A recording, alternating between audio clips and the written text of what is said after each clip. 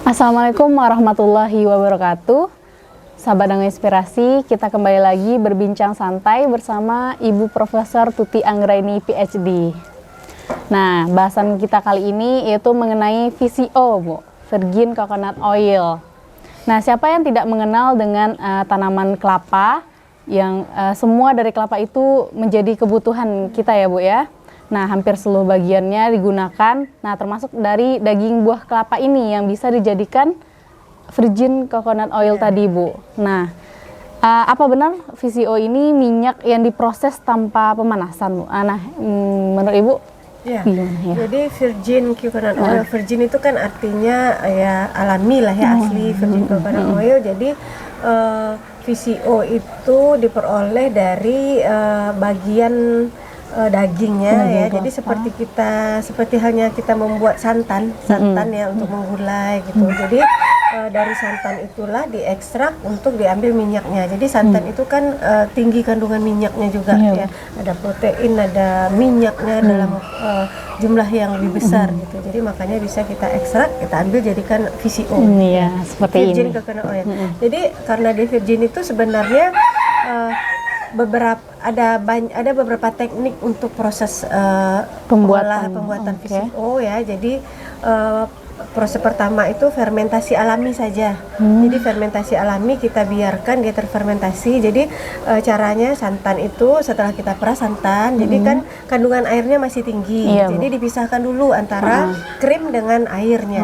Nah, setelah dipisahkan air, nah krimnya ini yang kita manfaatkan. Jadi krimnya itu kalau untuk fermentasi alami kita biarkan saja mungkin sekitar 1 malam ya, dibiarkan 1 malam. Nah, nanti dia akan terjadi koagulasi, penggumpalan dari protein-proteinnya sehingga minyaknya itu akan terpisah, akan keluar dia. Nah, itulah kita kumpulkan ya.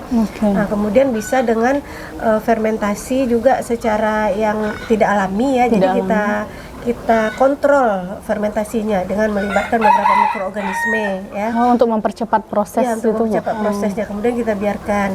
Kemudian bisa juga metode pengolahannya istilahnya pancingan ya. Jadi dengan pemancingan itu istilahnya memancingnya dengan minyak VCO juga. Campurkan santan jadi tadi, ke dalam santan yang sudah dipisahkan dengan airnya, kita masukkan VCO-nya lagi. Jadi VCO itu juga akan menarik lebih banyak minyak yang ada pada santan. Kemudian bisa dengan cara pembekuan ya, dibekukan dulu. Santan itu dibekukan. Santannya langsung dibekukan, kemudian kita dalam keadaan beku itu distir atau dikeluarkan. Jadi dengan cara diputar gitu dengan kecepatan tinggi. Nah, dia akan keluar minyaknya.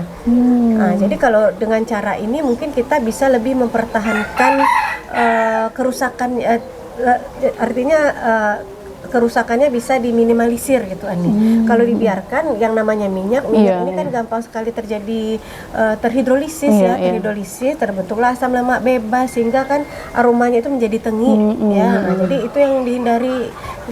Tapi kalau kita menggunakan dibekukan kemudian distir itu dia akan asam lemak bebas itu lebih rendah gitu. Jadi lama baru menjadi tengik. Ya. Kemudian ada juga yang istilah dengan orang menggunakan pemanasan ya. Cuman pemanasannya ini tidak menggunakan suhu tinggi ya. Jadi kalau kita menggunakan suhu tinggi tentu namanya bukan virgin coconut oil lagi, menjadi minyak kelapa ya. Jadi ada juga Ibu baca, jadi tapi suhunya itu paling 30 derajat Celcius gitu. Tapi tentu saja butuh waktu yang sangat lama ya untuk mengeluarkan minyak ya. Nah, dari berbagai teknik tadi mungkin bisa mempercepat dan juga mempengaruhi kualitas juga mempengaruhi kualitas Nah, kandungan di VCO ini apa, Bu? Apakah lemak saja atau ada kandungan lain?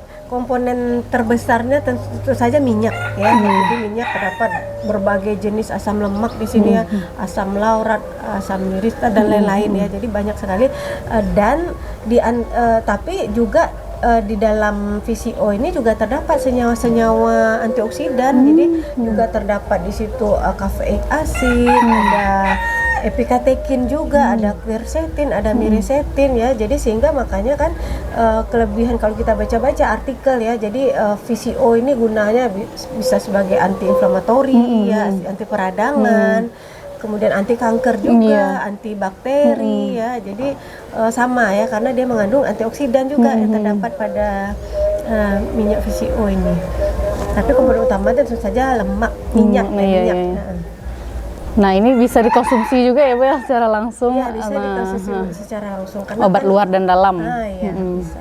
Nah, ternyata VCO ini bisa lah kita buatnya di rumah gitu ya, gampang cara membuatnya, dan juga bahannya tentu cukup kelapa saja. Nah, karena kandungannya juga bermanfaat bagi kita. Mungkin sekian bahasan mengenai VCO, semoga bermanfaat. Assalamualaikum warahmatullahi wabarakatuh. Video kami kali ini, terima kasih sudah menonton.